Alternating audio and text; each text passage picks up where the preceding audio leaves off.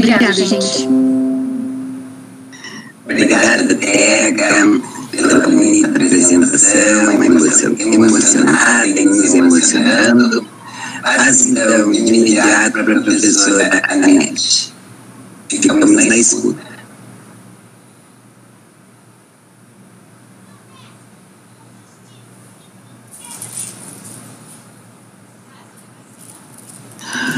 Professora Anete, me dá para ouvir? Sim, Bom, primeiro, muito linda mesmo a sua apresentação.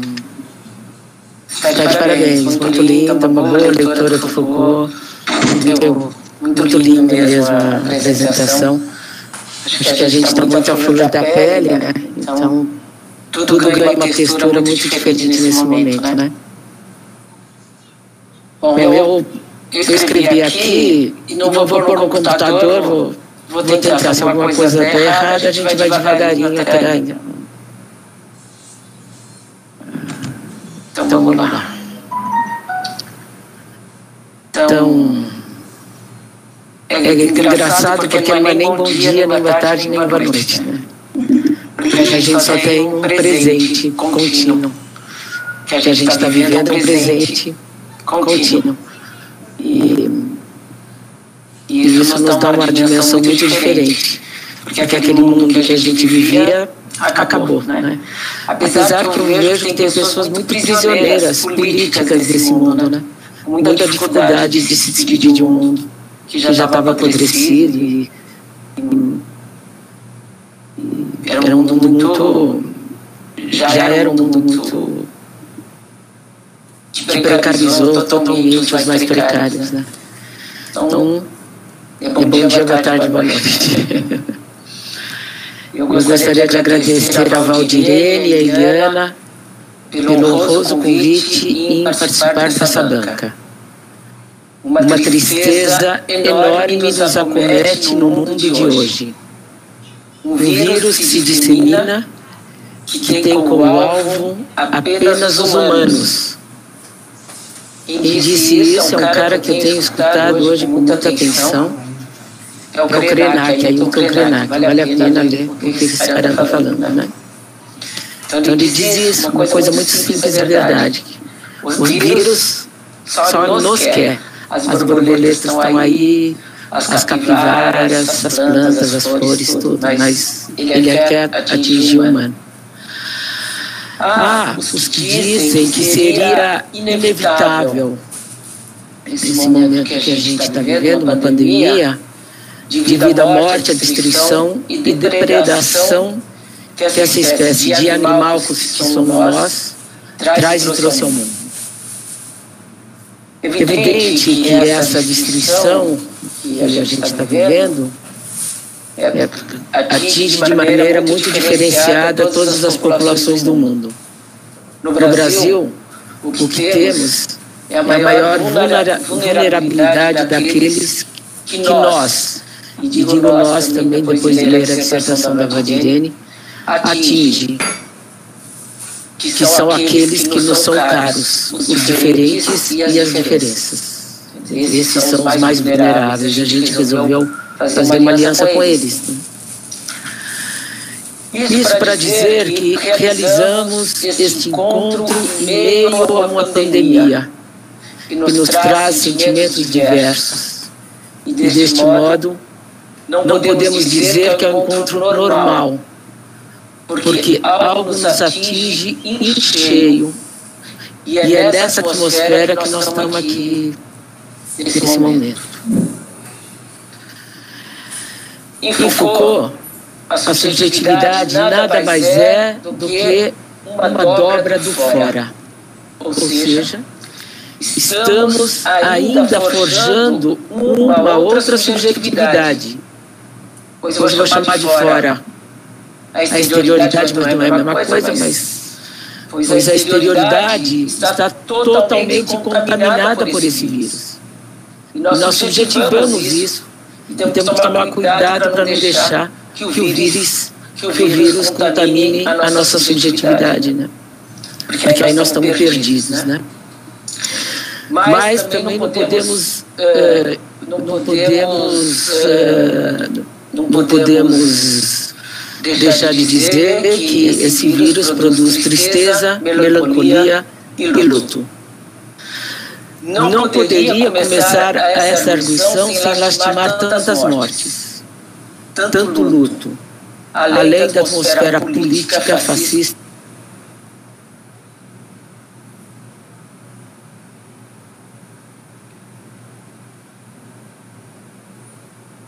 Houve alguma coisa, eu não estou ouvindo a professora Nete.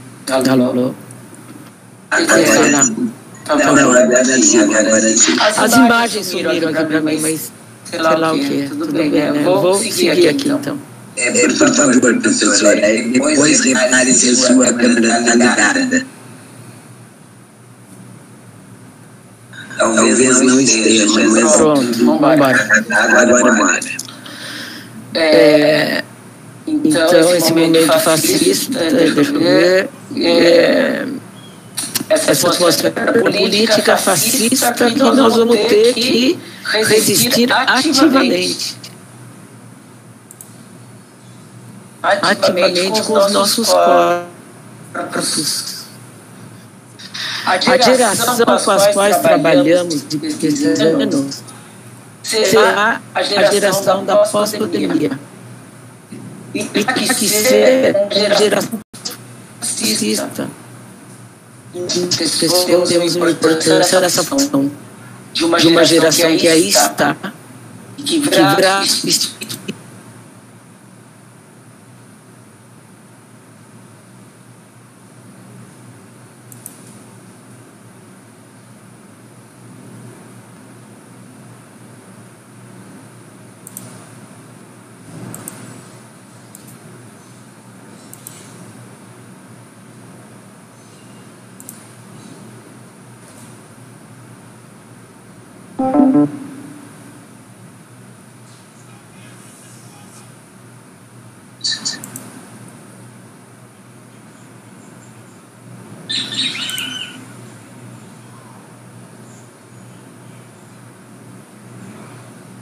Eu tenho a impressão que a professora Nete caiu.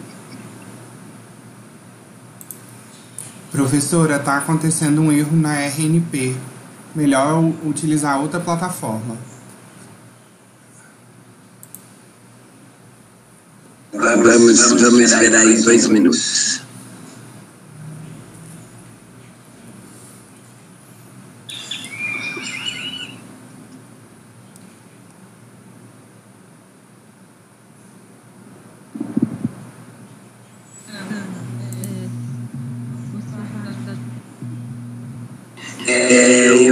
Eu pretendo esperar aí 2 minutos para a gente não causar um imenso transtorno nesta mudança. Se não for possível, nós mudaremos.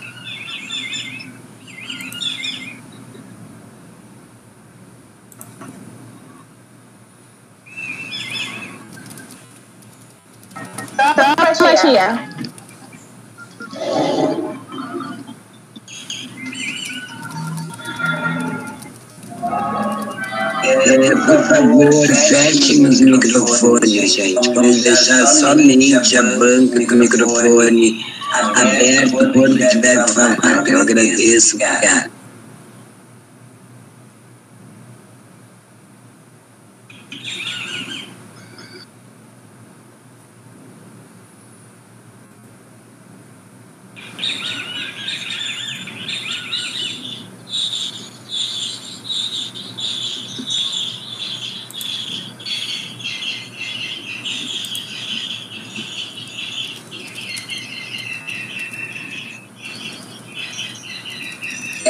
Você está escutando? Estou ouvindo. Eu fechei a imagem para ver se melhora, mas eu estou ouvindo. Tá bem. Eu estou tentando entrar em contato pelo WhatsApp com a NET e vamos ver aqui o Emily também.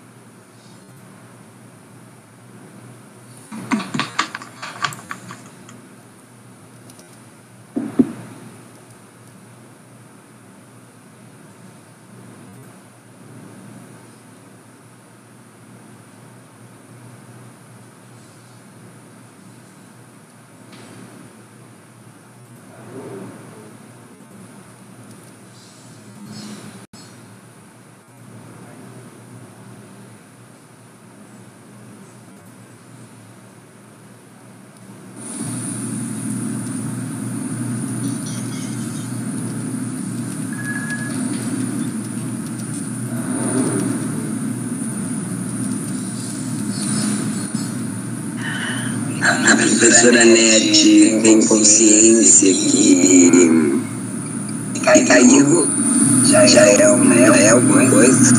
Acho que ela deve estar tentando se recuperar. E vamos nos manter sem imagem, sem a professora Nete tem consciência e um pouco peso da sala. Vamos tentando. Esperando a Nete mais um pouquinho.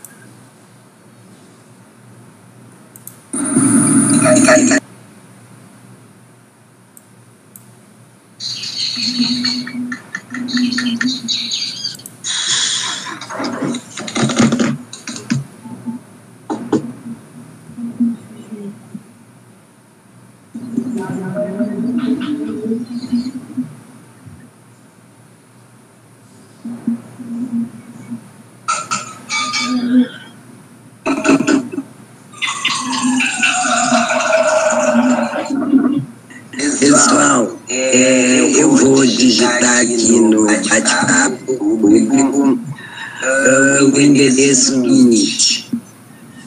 A NET não está conseguindo ligar. Peço, por favor, que feche os microfones. Vamos assim, devagar para o NIT, porque eu vou estar entrando na sala para abrir, tá bem? Vou divulgar aqui. Professora, deixa eu te falar, a sala, ela tá muito cheia e aí o tráfego aumenta. Se acompanhar no YouTube, não tem essa preocupação. Então, eu coloquei o link do YouTube em cima e aí, se for possível, só entra vocês 6 que estão dentro para transmitir tudo que for falado. Porque senão todo mundo entrando vai carregar de novo o tráfego dentro da sala. Eu conversei com o Emery sobre isso. Ele me disse que a sala teria condições de até 70 e poucas pessoas. E que ainda seria possível aumentar mais. Por isso, não restringimos, porque ainda estávamos num número possível. Eu penso que, como a NET não está conseguindo entrar aqui, eu vou lá abrir a sala do NIT, o endereço já está aqui, vou colocar de novo e vamos para lá, e de lá a gente continua a transmissão pelo YouTube. Já está transmitindo pelo YouTube, tudo certinho. Já estou dentro da sala também. Quem quiser acompanhar no YouTube já tá. Gente do céu, que é isso? Aceita lá a minha participação.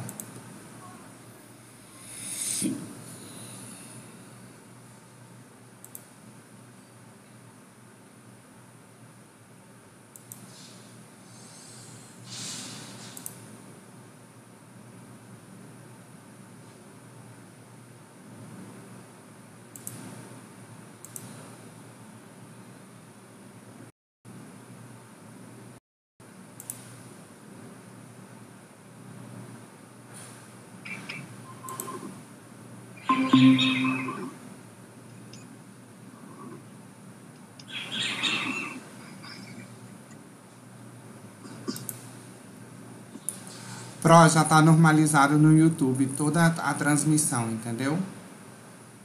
Beleza, vou avisar a NET para entrar aqui definitivamente.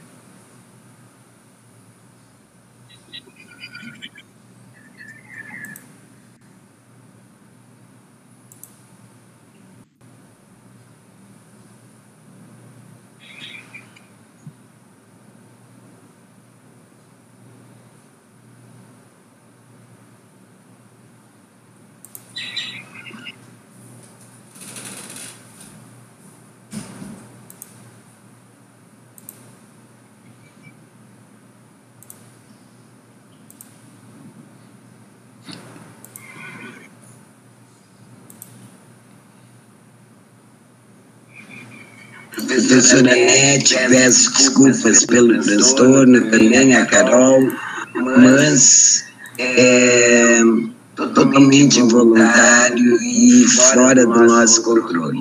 Aqui eu me sinto com mais tranquilidade, porque é um ambiente que a gente vem trabalhando no grupo de pesquisa há mais tempo e que, na verdade, eu tenho mais autonomia, digamos assim, de decisão. As pessoas vão entrando, eu peço a gentileza da professora Nete, então, continuar.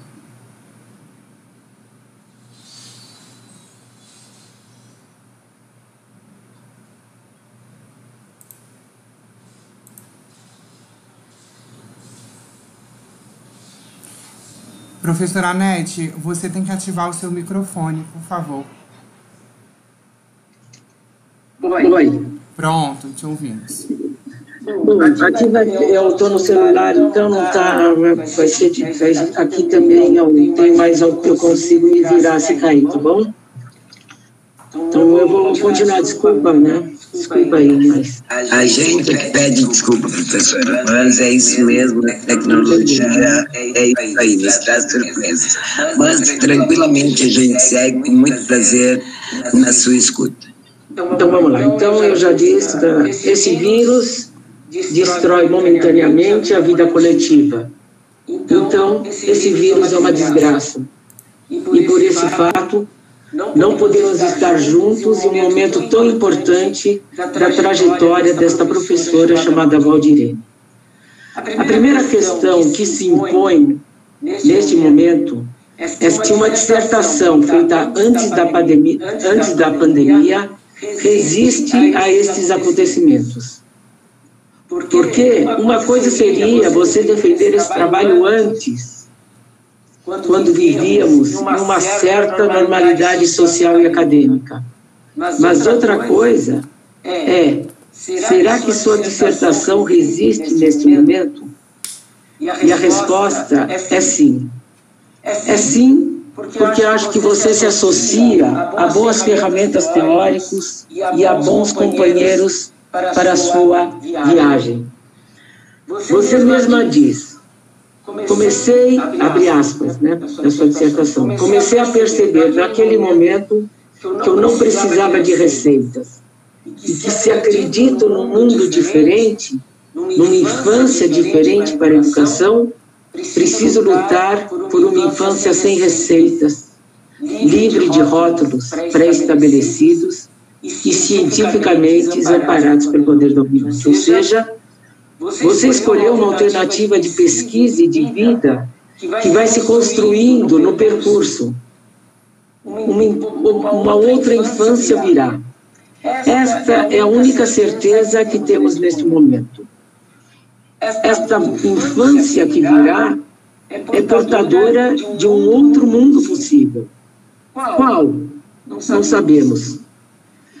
Mas se fizermos uma educação tal qual você a concebe em seu trabalho, de que a resposta está na própria infância e não nos adultos que impõem seus desejos, suas utopias sobre a criança, já temos um começo. Você defende em seu trabalho algo espetacular, que é a ideia de que a própria infância deve nos guiar ao trabalhar com as crianças. Você afirma apostar neste terreno instável. Em relação a esse terreno instável, não tem nada mais instável do que esse momento que a gente vive. Tanto que, ao ler esse Ailton Krenak, ele fala assim, quando tudo se move, a gente tem que achar uma estrela e se fixar nela. Essa estrela é uma exterioridade, é um fora, né? Quando tudo se move, nós precisamos achar alguma coisa fora, não que não está na gente. Está no fora para poder seguir um certo caminho ou a deriva. E ter a coragem de viver esse caminho à deriva, esse caminho instável. Aqueles que têm ferramentas muito teóricas, muito endurecidas, ou que não deixam suas vidas serem embaralhadas, vão sofrer muito mais. Né? Aquelas pessoas que temem que a vida saia do lugar, né? Que resistem. E não há momento mais instável do que esse que nós estamos vivendo. Então você afirma e aposta em um terreno instável. Você diz, pensar outras possibilidades de estar no mundo, resistir aos territórios lineares, pode talvez romper com o esperado, desestabilizar o caminho da repetição, das rotinas, dos padrões, pode, sobretudo, provocar novas experiências e impulsionar potências criativas, diz você, na própria ideia da infância, né? Mas não é algo fácil. Não é algo fácil. Escrever talvez seja um pouco mais fácil, mas não é algo fácil. Pois um movimento deste requer uma ação sobre si mesmo, que poucos e poucas estão dispostos a fazer, porque não há garantia de nada. Você até chegou a falar assim, mexer na fascista que eu sou. É exatamente isso, né? Todos nós somos fascistas, racistas, e temos em nós formas muito endurecidas de ser e de vida. Antes de prosseguir na missão, não posso deixar de agradecer a generosidade e a maneira pela qual você leu os meus textos e os cita também. Talvez mais adiante eu falo mais alguma coisa sobre isso. Então, obrigada por isso. Você se colocou como questão central do seu trabalho um desafio de pesquisa que você pergunta assim, abre aspas. Como nós, professoras de educação infantil, pensamos a infância e a ela atribuímos significados sociais, políticos, culturais e pedagógicos? Essa questão que vai movimentando o seu pensamento e sua escrita. É sobre isso que você quis escrever. E você vai tentando responder a isso por meio de textos e leituras, e das ferramentas teóricas que você dispõe e das falas de professoras que você conversou. E você organiza a sua dissertação para responder a esta questão, que não é uma questão fácil, que é entender, abre aspas de novo, como nós, professoras da educação infantil, pensamos a infância e atribuímos os significados sociais, políticos, culturais e pedagógicos.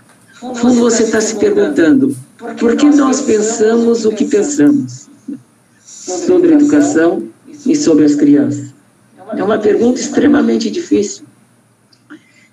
E você compreende com correção que este entendimento que nós temos sobre criança, infância e educação infantil são construções sociais, ou seja, são saberes e poderes que nos forjaram e nos forjam a pensar de determinada maneira, impregnando inclusive nossos desejos. Quer dizer, então você se pergunta, por que pensamos o que pensamos? E você sabe logo de início que aquilo que nós pensamos, os saberes e os poderes, eles são produções, fomos produzidos a pensar isso. Ao ponto de que, para se ter uma ação disruptiva dessa maneira normativa de conceber a criança e a infância, há que fazer fugir, eu vou usar essa expressão, as ordens hegemônicas de saber e poder que nos fizeram pensar de determinada maneira. Ou seja, olha o desafio difícil que você se colocou. Ao mesmo tempo, pensar sobre por que pensamos o que pensamos dessa forma, entender que a gente pensa dessa forma porque os saberes e poderes forjaram essa maneira de nos fazer pensar, e você se pergunta como é que a gente sai disso? Porque essa maneira também que nós fomos forjados a pensar nos fizeram racistas, homofóbicos, não suportamos as sexualidades diferentes e as policiamos. Tanto que os indicadores sociais de desempenho escolar das crianças negras é muito superior às crianças brancas, porque tem uma maquinaria racista no interior da escola. Além de que das professoras dizerem da dificuldade que elas têm de não lidar com sexualidades que não sejam brancas. Então,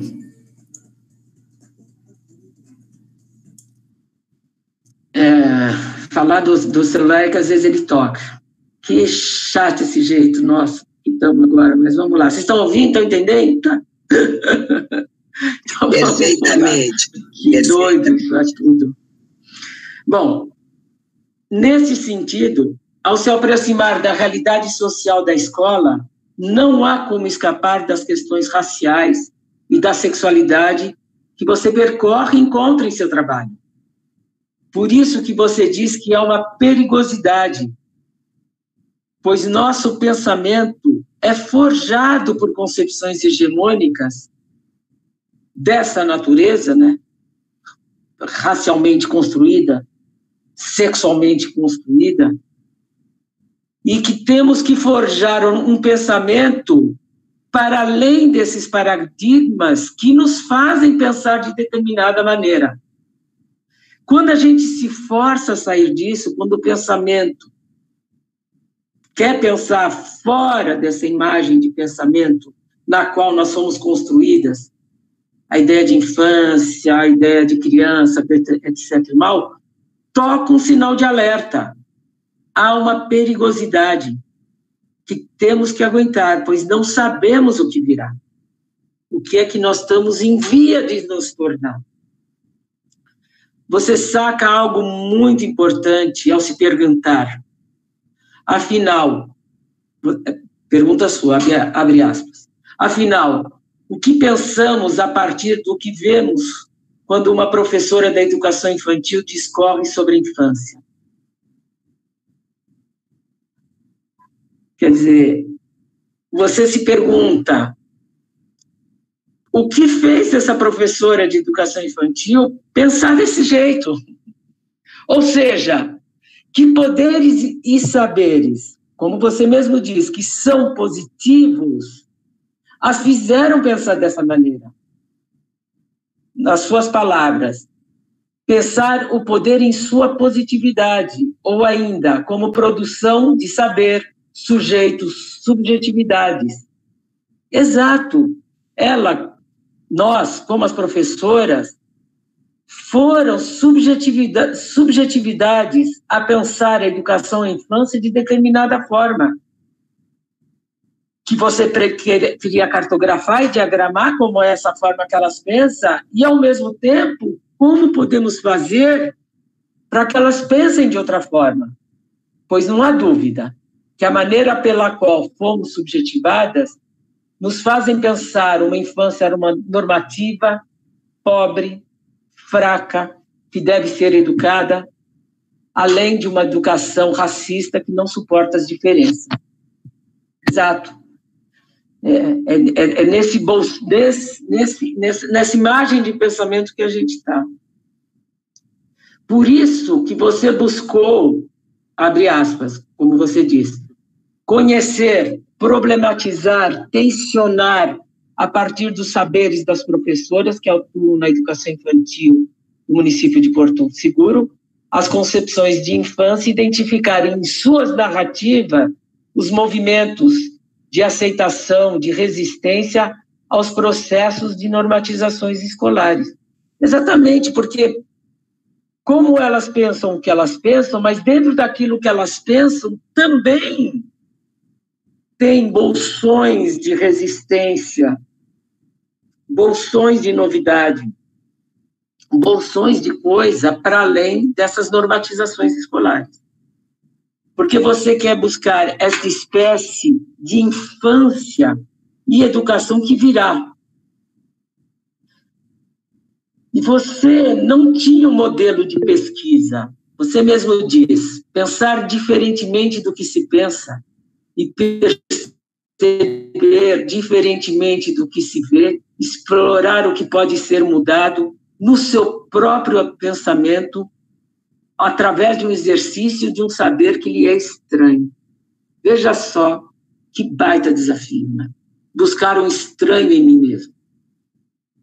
Forjar em mim mesmo uma nova imagem de pensamento, como uma maneira de sair dessa forma que nos fizeram, das forças que nos fizeram até essas formas. Quer dizer, como é que muda essas forças? Para que nós possamos produzir outras formas. Você tentou estranhar seus próprios pensamentos. Às vezes você conseguiu e às vezes não, pois não é fácil esse empreendimento. Você tentou fazer uma pesquisa onde os temas nascessem das professoras dos 8 encontros que você teve. Um deles eu não entendi muito, o que é essa autoestima da infância. Depois você até pode me dizer o que é isso. E desses encontros, você quis pensar o que elas pensam e como é o que elas pensam sobre o que elas pensam, né? O que elas pensam sobre o que elas pensam? Como que elas pensaram isso? É uma boa sacada, em suas palavras. Ou seja, não se trata de posicionar-me a favor ou contra as narrativas das docentes encontradas nessa pesquisa, nem de procurar verdades absolutas a respeito dos materiais trabalhados, mas de problematizar como as concepções de infância vão sendo construídas nas relações de poder e saber e como essas constituem as docências. Exatamente isso, né? Como é que elas pensaram o que elas pensaram? Como é que foi essa processualidade dessa relação muito complexa entre saber e poder que elas fizeram pensar assim? Isso é muito precioso. Como é que acabamos por pensar isto que pensamos? O Foucault também pergunta sobre isso. Como é que viramos isso que viramos, né? E como saímos disso? E nesse momento da pandemia é um momento excelente para essa pergunta, né? Há muita teoria por trás disso, para entender por que pensamos o que pensamos. Mas a mais importante dessas teorias todas é a sacada de que nosso pensamento, nosso desejo e a nossa imaginação são produzidos. Então, se eles são produzidos, eles podem ser desproduzidos. Eles podem sofrer. Né? Ou seja, como as coisas funcionam? Você usa uma citação do Veiga Neto e como temos que fazer para funcionar de outra maneira, né? Quer dizer, a criança é uma forma que foi produzida e essa forma está em mutação, pode até desaparecer. Essa é a tua sacada, de que as coisas são produzidas, a ideia de criança, a ideia de verdade, a ideia... Tudo isso é uma produção. Então, quando você faz um capítulo sobre a trajetória histórica dos conceitos de legislação, você pretende mostrar um pouco a genealogia daquilo que foi construído e que nos construímos para pensar a educação infantil e que temos que escapar disso para pensar outras coisas. Escapar da própria história da educação infantil, escapar dos próprios conceitos da educação infantil. e da sua legislação para pensar outra coisa. Que empreendimento doido que você se meteu. Ou seja, você quer escapar de um pensamento que pensa a criança como universal, ahistórico, determinada biológica e psicologicamente. Ou seja, fazer o que o Scherer afirma, a liberação da infância, dessa colonização disciplinar intensificada pelos discursos pedagógicos. Nas suas palavras, faço um convite ao pensamento, à experimentação que não pretende ser conclusiva, apenas apresenta algumas possibilidades de pensar a educação e infância. E, desta forma, contribuir para que a educação infantil deixe viva a infância que nela emerge, se constrói, se modifica e se reconstrói. Esse é você. É lindo, né? Ou seja, agora sou eu. Estou fazendo com você o que você fez comigo. Não sei se você está... Precisamos forjar uma nova subjetividade, pois essa subjetividade é a dobra do fora. Então, mudar a nossa subjetividade é também mudar esse fora. O seu trabalho é permeado para uma questão central que você quer responder. E é tão engraçado como você pôs a frase assim: como podemos resistir nestes tempos sombrosos, você escreveu sombrosos, ao dispositivo pedagógico que opera sobre a infância, que opera sobre as crianças e que opera sobre nós, professores. E você usa sombrosos, eu achei legal essa palavra, porque sombrosos é das sombras, né? E que também são assombrosos. Então, como é que resiste a esses tempos de sombra, projetando alguma visibilidade para que minimamente a gente percorra, né? E são assombrosos também. Tem muita coisa boa em seu trabalho.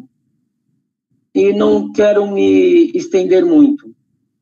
Mas há uma frase que eu achei muito bacana também, quando você fala assim, abre aspas, ter cuidado revela uma das estratégias do dispositivo pedagógico da infância sobre a conduta da professora, regulando e normalizando suas ações dentro do espaço escolar.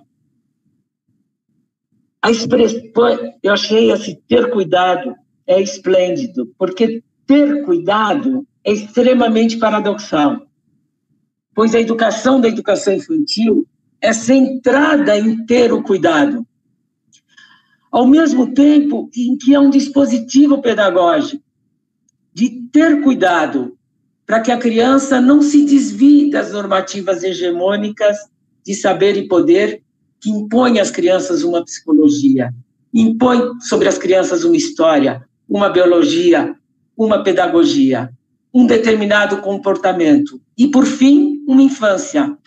Há mesmo que ter cuidado para quem quer manter o cuidado e fazer empurrar essas normativas e dispositivos que se impõem sobre as crianças. Você está de parabéns pelo seu trabalho. Ele é extremamente rico. Algumas observações finais, agora é final mesmo, para a continuidade de suas pesquisas no doutorado. Eu acho que você pode já se posicionar mais. Você se esconde um pouco atrás de tantas citações. Senti falta um pouco mais das narrativas das professoras. Achei que faltou um pouco dessas narrativas que elas fazem sobre as crianças, que era um pouquinho aquilo que você queria fazer sobre a infância. Acho que você tem que rever com muito cuidado o capítulo 3, Educação Infantil, Municipal e Pública de Porto Seguro, pois os números não fecham, tem tabelas que não estão corretas, tem que refazer um pouco com cuidado esse capítulo. Eu também acho que eu mudaria o capítulo 3 pelo 4. Eu acho que é uma inversão. Isso são algumas propostas, se você quiser. Eu acho que o capítulo 4 é a Tereza e o 3 é o 4. na verdade. Estaria mais correto o meu modo de ver. Por fim, eu quero cumprimentar a você, também sua orientadora, te perguntar, de alguma maneira você respondeu na sua exposição inicial, se esse processo que você viveu, o que é que você tira dessa construção como docente, que trajetória você pretende fazer agora e como é que você vai continuar esse trabalho com essas professoras. Eu entrei um pouco no site rapidamente, também vi que ali está a resposta. Parabéns para você, trabalho magnífico e vida que segue e que sigamos juntas, né? Em um momento que a gente possa mesmo estar juntas. Obrigada, viu? Espero que tenha dado para ouvir. Ouvimos muitíssimo bem, quero muito agradecer, é um diálogo lindo, um encontro maravilhoso, que nos emociona, e eu imagino Teca, o coraçãozinho dela, como é que está. Não é eu que ouvi tanto a NET durante esse percurso todo, e eu que também tive o prazer de conviver com a Teca e sua metamorfose ambulante durante esse período do mestrado. É muito feliz isso, um encontro muito feliz, e eu super te agradeço, Anete, por ter permitido que esse encontro acontecesse. As questões, Teca, eu acho que tu anotou, não é? Passamos então agora para o professor Neilton, e obrigadíssima, minha querida, por esse encontro tão lindo quanto foi. Neilton, contigo. Oi, me ouvindo? Tudo bem? Tá todo mundo me ouvindo. Boa tarde a todos, boa tarde a todas, né, que estão aí acompanhando esse momento tão especial. Eu gostaria de iniciar fazendo agradecimentos, né, à Teca, inicialmente, pelo convite, pela confiança, à professora Eliana também, por ter me convidado as duas para a qualificação e agora para essa parte final, a professora Carolina, que dividiu comigo essa tarefa no primeiro momento, e agora estando compartilhando, né, essa experiência com a professora Anete. Para mim é um prazer, uma honra, sobretudo por tudo que está envolvido, né, nesse momento final, que diz respeito à conclusão dessa tarefa que Teca se colocou para fazer nesse processo da UFSB. Eu fiquei aqui imaginando, quando Teca soube que a professora Anete iria participar da banca, a alegria que ela ficou, como ela mandou mensagem para mim e para tantas outras pessoas, para dizer da alegria que era ter nesse momento a professora Anete. E isso além de ser um privilégio, é também um desafio, né? Porque ela é uma base importante no seu trabalho. Eu tive o prazer também de viver uma experiência parecida com o Écio Portes, quando eu defendi a tese, mas é um prazer e um desafio ao mesmo tempo, é uma honra, um desafio, porque ela vai estar lendo o que a gente falou sobre a escrita dela, né? Como é que a gente conseguiu interpretar. Bem, eu gostaria de, inicialmente, né, depois dessa introdução, falar por que eu estou nessa banca, né? Teca foi minha colega de graduação na licenciatura, a gente caminhou junto durante 4 anos, fomos orientados pelo mesmo professor, só que ela para a educação infantil e eu para a educação de jovens e adultos. E participar desse processo agora e também da qualificação tem muito a ver com aquilo que eu vivi enquanto experiência no sindicato, na PLB Sindicato, muito mais em função disso que eu faço a composição dessa banca, já que não é um campo de pesquisa. Nesse sentido, as minhas contribuições, elas são muito mais do campo de pensar o texto, do objeto, das questões que eu consegui identificar que eu posso estar dando uma contribuição, fazendo algumas observações. A professora Anete já fez a fala dela, que é a referência maior da banca, né, que é a pesquisadora do tema, dessa temática. Então, só para dizer de que lugar que eu falo e para que as pessoas que estão acompanhando saibam saibam de que lugar quais são as minhas condições de participação nessa banca efetivamente. Bem, TECA, ela lida com esse movimento da educação infantil, né, e de muito tempo, a gente se conhece já há bastante tempo, desde o começo dos anos 2000, e quando a gente olha para ela, a gente vê também uma bandeirinha na mão dela, que essa defensora, ela está sempre discutindo, problematizando e tentando defender a educação infantil, as condições de trabalho de quem atua na educação infantil, enfim, é essa figura que também milita, que também faz parte de um movimento para além desse movimento acadêmico. E, diante disso, por tudo, né, por todo o envolvimento, é preciso aqui destacar um pouco sobre a contribuição que ela está dando para o município, né? Quando a gente pega os dados que ela consegue construir, mesmo a Secretaria de Educação não disponibilizando aquilo que ela necessitava naquele momento, mas ela faz uma produção de dados, de informações, e o município vai poder beber dessa fonte, beber dessa produção, né? dessa produção de conhecimento de uma forma geral. Eu acho que isso é um ganho importante, né? O município ganha muito com isso, não só o município de Porto Seguro, mas a região, para os próximos pesquisadores, ela vai ser uma referência importante, inclusive, para esse segmento, para quem vai estudar educação infantil, e ela vai estar fazendo esse movimento de deixar à disposição da sociedade e dos estudantes, dos pesquisadores, um documento muito importante, uma produção muito importante. Dizer também que a produção de TECA mostra todo o esforço que ela se permitiu, né? O fato, por exemplo, de ter ido para o Rio Grande do Sul, de nunca ter pisado lá antes, de todos os desafios que ela se enfrentou e vivenciou, e a gente consegue enxergar isso na escrita, a profundidade, o esforço, como ela conseguiu, do ponto de vista teórico, escrever de forma tão profunda como a professora colocou aí, e reflexiva.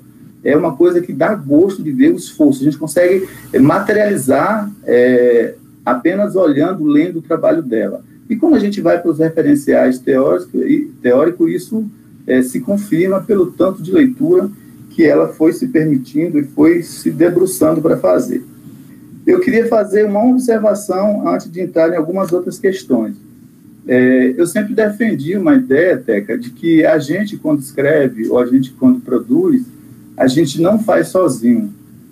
E eu acabo adotando muito nós o tempo inteiro, porque mesmo que a pesquisa é só minha, eu estou compartilhando com os autores que escreveram sobre a minha problemática, a minha temática. Então, não estou só. E você acabou usou, né, na sua dissertação, a escrita na primeira pessoa, do singular, na maior parte das vezes, e é uma observação para você pensar. Uma outra coisa que eu vi, que gostaria que você, como sugestão para você pensar numa alteração, na parte da introdução, lá na página 9, no rodapé, na verdade, dentro do texto você vai usar, em vez de falar sindicato, APLB sindicato, você usa a expressão Associação dos Professores Licenciados do Brasil. Eu acho que poderia ser invertido isso. Você colocar APLB, Sindicato da Educação de Porto Seguro ou da Costa do Descobrimento, e lá na nota de rodapé você traria essa explicação, inclusive histórica, porque que inicialmente ela surge como associação, mas que a partir da Constituição de 88, ela passa a ser sindicato mesmo da educação, e não mais a nomenclatura, mantém a nomenclatura, mas o sentido é de sindicato, o termo é sindicato. A professora Anete falou da sua questão de partida, né? Eu acho que, como ela mesma destacou, é profunda e é uma empreitada complexa e que você tenta responder a ela durante o seu texto. E a sua hipótese, lá no final, nas suas considerações, você modifica, você apresenta uma hipótese que é um pouco diferente da que você apresenta inicialmente. Inicialmente você diz, pautada na hipótese de que os saberes presentes nas narrativas docentes foram historicamente sendo constituídos na prática que põe em jogo as relações de poder e saber e constrói sentidos hegemônicos sobre as formas pelas quais compreendemos a infância. No final, você vai trabalhar essa última parte do texto da hipótese, você se lança para a questão das diferenças. Depois você dá uma olhada se está encaixado no que você realmente tinha pensado ou se é uma modificação efetiva, né? Até para você deixar, imagino eu, do mesmo jeito, tanto nenhum quanto no outro. E aí vou colocar uma questão para você responder depois. Você usa uma citação, isso é na página 12, que você traz a Eliana Pereira, né, da página 30, uma citação da página 30, que você se refere à questão de pesquisas que produzem a mesmice. Quando você traz isso para o seu texto, eu estou tentando fazer uma analogia que você também está se referindo à educação infantil, nessa perspectiva de uma produção de mesmice, assim, você não consegue ter... Como é que você consegue pensar? Como você pensou sobre isso? E aí você pode, ao final, problematizar um pouco, só para que eu também entenda.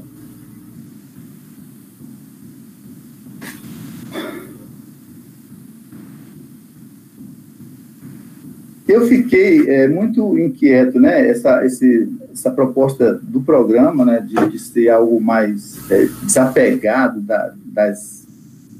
daquilo que a gente já tem como sugestão, como modelo. Eu acho bacana, mas ao mesmo tempo desafiador, até para mim, para eu conseguir pensar. E aí você se coloca, muitas vezes, nessa parte da introdução, né? Você... Saindo da introdução, um pouco antes das pistas metodológicas, você conclui a sua introdução apresentando a sequência do texto, mas também aponta já alguns conceitos teóricos. Isso você vai repetir depois, lá no momento dos conceitos teóricos. E na questão das pistas metodológicas, que é o que eu queria dizer efetivamente, você diz que vai entrar, você chega nesse processo sem nenhum modelo, sem uma referência específica. Você usa até um outro termo, não estou achando aqui, mas você chama de modelo mesmo, modelo como se fosse algo para você acompanhar. E eu fiquei com a ideia de que parecia algo do tipo aquele que a gente trabalhava com a educação popular, que é o tema gerador, que você vai para esse encontro, vai lançar questões, né, provocações, problematizações, para, a partir disso, você construir uma proposta ou tirar o tema gerador para um trabalho que vai ser sistematizado e vai ser utilizado junto com a comunidade, com a sala de aula. Isso você me faz pensar no momento que você começa a sua discussão nessa parte das pistas metodológicas.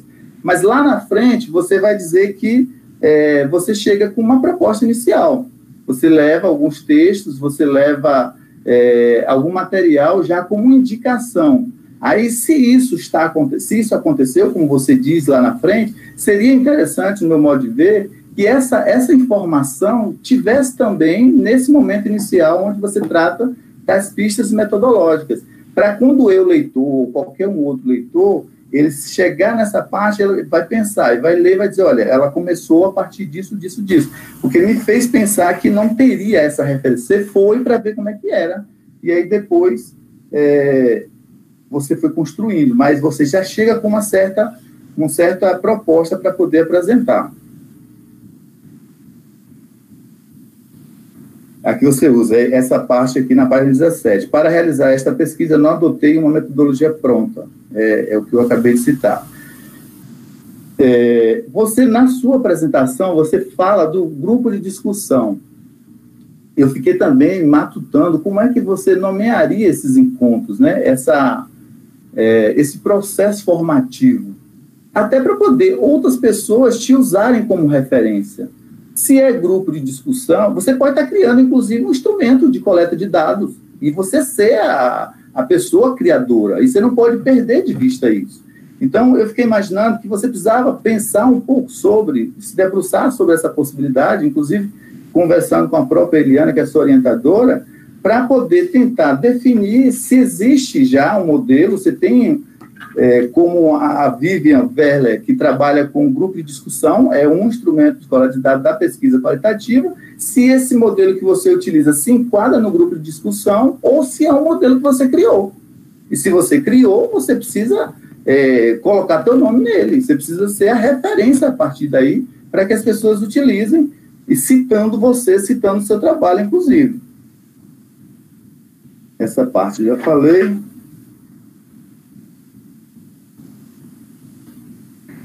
Os encontros,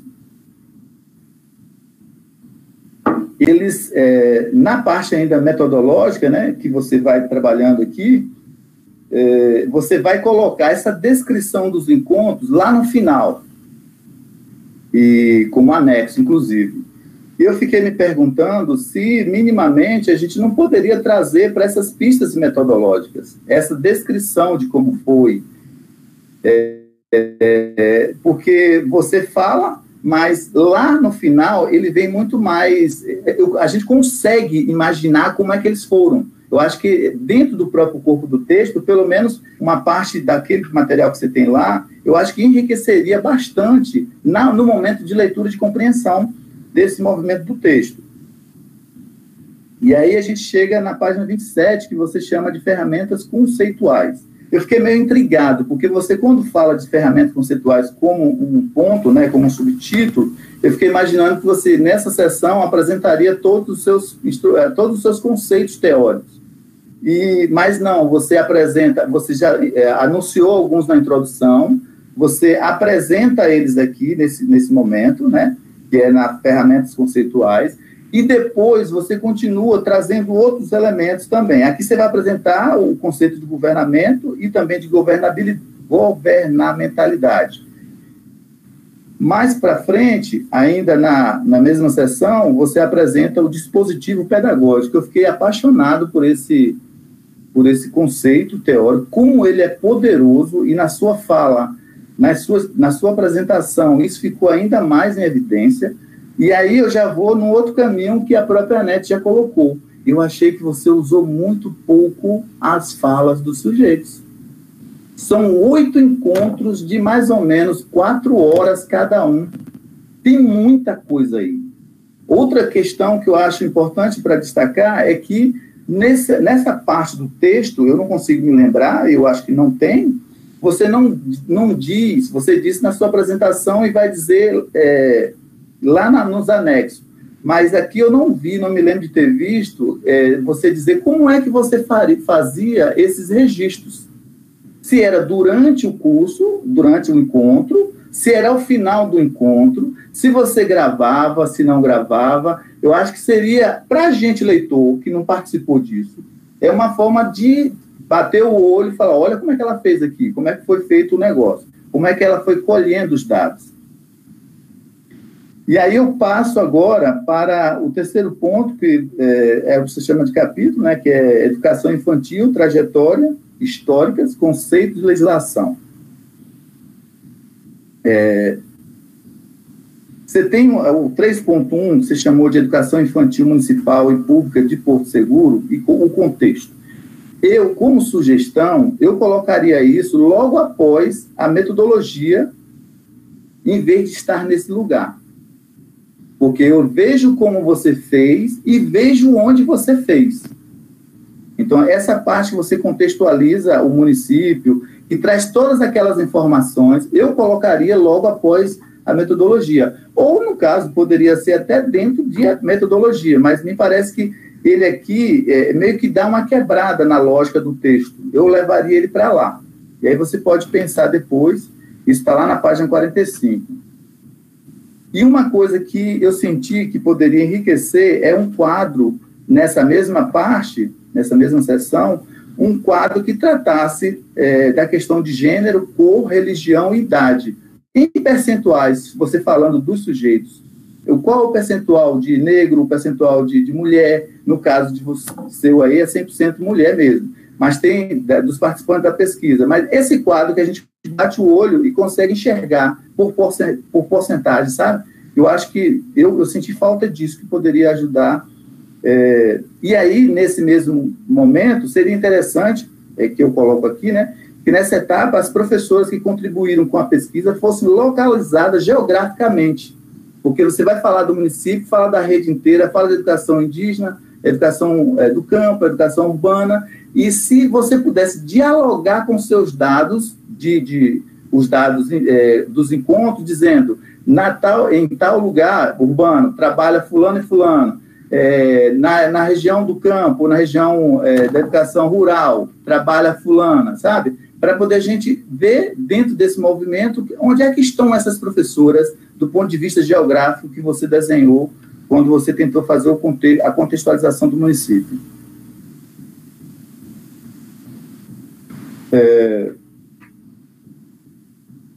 No 4º capítulo, dispositivo pedagógico da infância, tecendo saberes, fazeres com as narrativas docentes. Eu vou ler o que eu escrevi aqui com observação.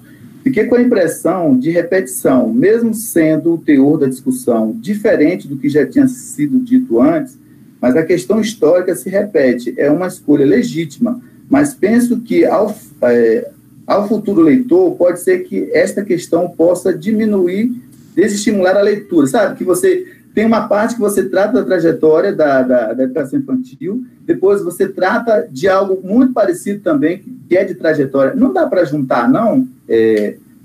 Quando você tratar do histórico ou da história, fica tudo num capítulo só? É uma pergunta para você pensar.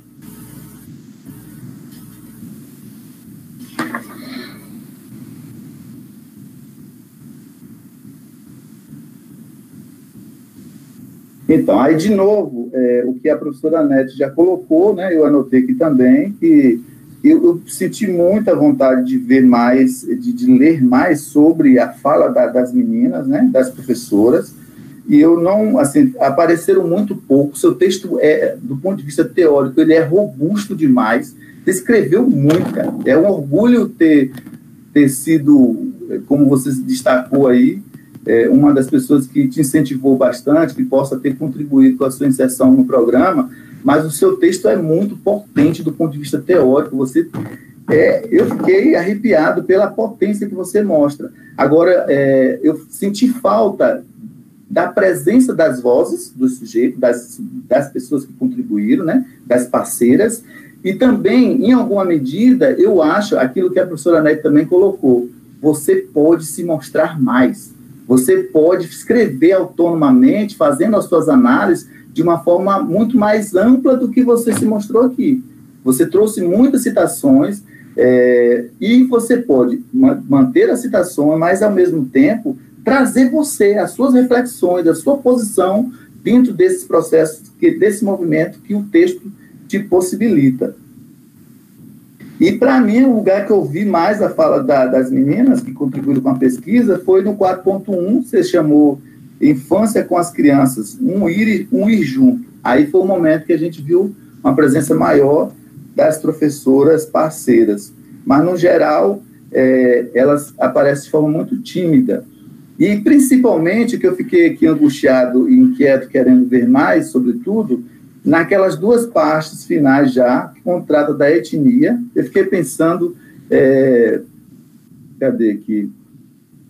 Efetivamente, a partir dos relatos, supostamente, como que isso ocorre no interior da escola? Que posições pedagógicas, teóricas, a escola, as professoras, como é que elas lidam com isso?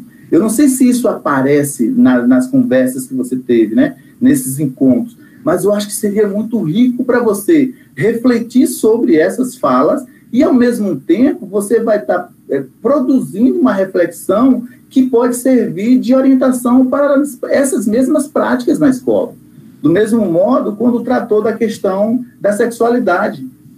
Como é que a escola acha que trazer mais e você se colocar? Porque as leituras que você fez, assim, a forma como você se apropriou das questões teóricas que você se propôs a trazer para o texto, você dá conta de fazer isso. Então, eu fiquei com muita vontade de ver, de ler mais, né, de ver essas questões colocadas. E aí eu destaco esses dois pontos, a questão da sexualidade e a questão da etnia, raça e etnia, que você colocou no 5º capítulo. E aí, por fim, das considerações finais, eu já destaquei sobre a questão da hipótese, e aí fiquei pensando assim, né, eu acho que eu senti um pouco a falta, né, não é a necessidade, no meu olhar, no meu jeito de enxergar, que você poderia trazer quais foram os resultados da sua pesquisa produzida. Quais são os conhecimentos que você conseguiu construir nessa experiência que você está concluindo hoje, mesmo que seja parcialmente, mas que você está colocando para a banca avaliar. Eu acho que esse lugar das considerações é um olhar para isso, mas, sobretudo, preocupado, deveria ser, para apontar, olha, a pesquisa conseguiu dizer isso, conseguiu encontrar isso, conseguiu chegar nessa definição, mesmo que seja parcial ou, enfim. Mas eu acho que esse lugar caberia mais desse processo, e você trouxe um pouco de novo a sua história, trouxe um pouco de como aconteceu a sua inserção, enfim. Então, foram as observações que as minhas limitações teóricas de formação, né, de pesquisa, me oportunizaram. Espero que eu tenha, em alguma medida, contribuído. Digo de novo da honra, do prazer de estar aqui. E parabéns pelo trabalho. Seu trabalho é muito potente. É um trabalho... E eu fiquei muito encantado com a questão da sua discussão em cima dos conceitos, como você se apropriou do Foucault e dos demais autores da ANET. É uma coisa absurda. Parabéns mesmo. Valeu. Obrigado aí.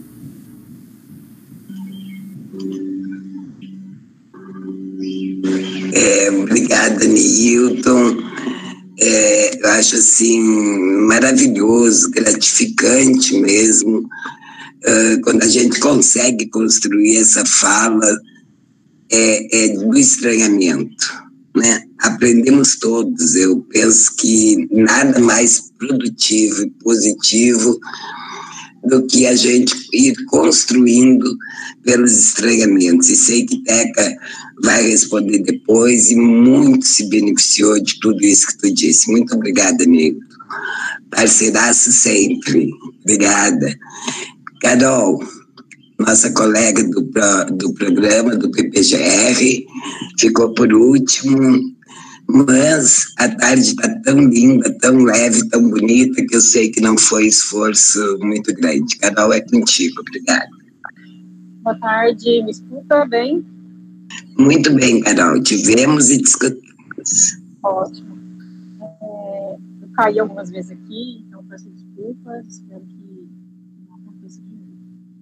Bom, queria começar então cumprimentando todas e todos, em especial a Teca e a Eliana, né? Agradeço muito a oportunidade de estar aqui novamente com vocês, conversando sobre esse trabalho tão precioso, e pela confiança de que a gente esteja junto realmente aprendendo experiências acadêmicas.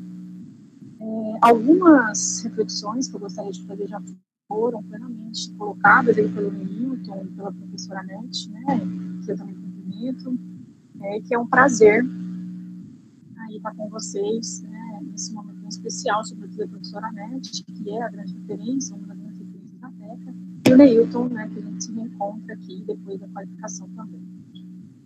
O tema, né, abordado, sem nenhuma dúvida, é o tema pautado numa perspectiva colaborativa e territorializada, que segura, onde se localiza o nosso campus, e também aonde é o local de trabalho aí de maior experiência profissional da Teca. Então, nesse sentido, a relevância ela fica muito evidente para nós, né, que lemos aí esse trabalho aqui para a banca. Fica evidente também em relação ao tema e a sua relevância, a perspectiva crítica, né, que é adotada pela Teca, como o Neilton bem colocou, que a gente vê nela, né, essa grande militante, para além de uma educadora fantástica, essa grande militante que é a Teca, e que a gente consegue perceber pelo texto também dela, que isso fica muito evidente. O microfone está ruim. Carol, deixa eu te interromper. Estamos te ouvindo um pouco baixo e um pouco pipocado. Tem horas que eu acho que faz alguma coisa aí, algum movimento no teu microfone que melhora e fica super bom, mas depois volta a ficar muito baixo. Agora, por exemplo, ficou melhor? Agora está médio. Tá médio? Bom, eu vou tentar falar mais próximo e aí você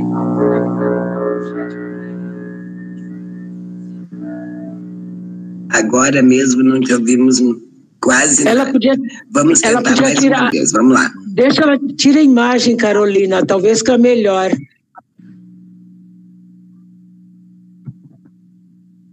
Sim, eu atendi também a minha imagem para ver se melhorava. E agora?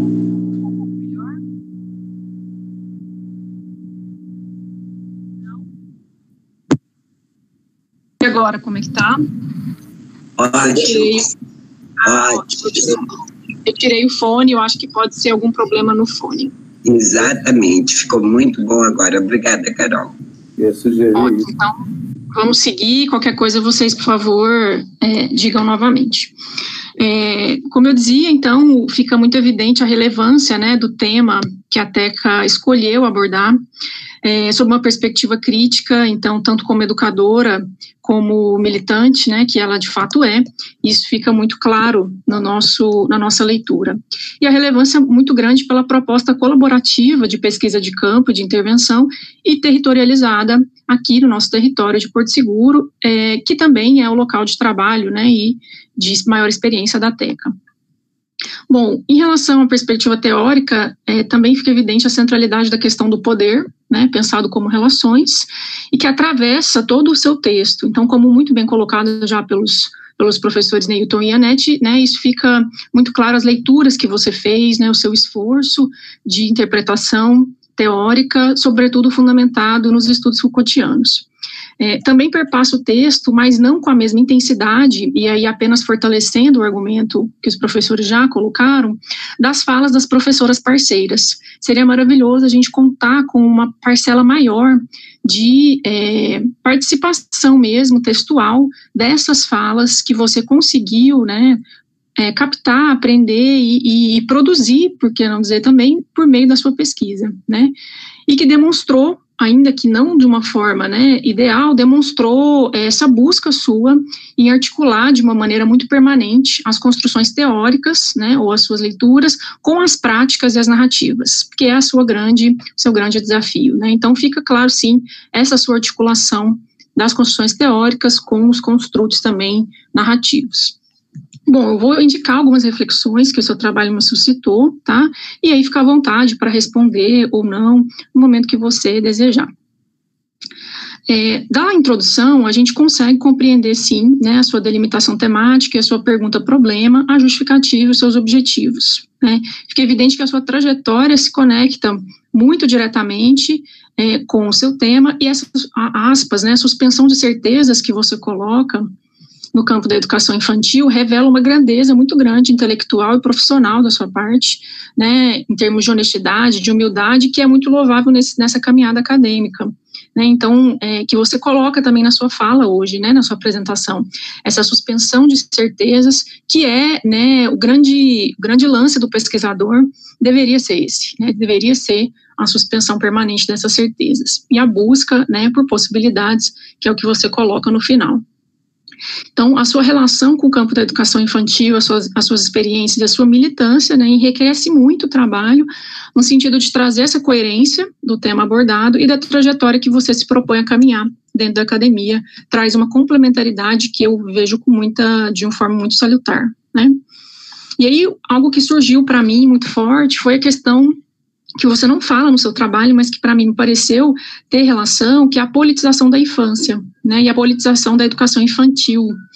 Então, não no sentido pejorativo, né, mas no sentido de pautar essa necessidade de rever os papéis, as posturas, as narrativas e as práticas, né, dentro dessa etapa da educação básica. Então, me parece que o seu trabalho tem muito, né, está muito ligado a essa ideia de uma politização da infância e da educação infantil, então acredito que você também contribui nessa perspectiva.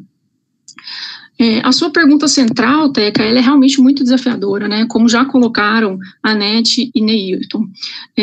Pensar como as professoras, né, e você fala no plural, como nós, professoras, pensamos a infância, atribuímos significados, é algo extremamente complexo, né, porque reflete não só sobre o porquê se pensa assim, mas porque e como, né, vocês produziram esse modo de pensar e esses significados, que está diretamente ligado a essas relações de poder que você coloca.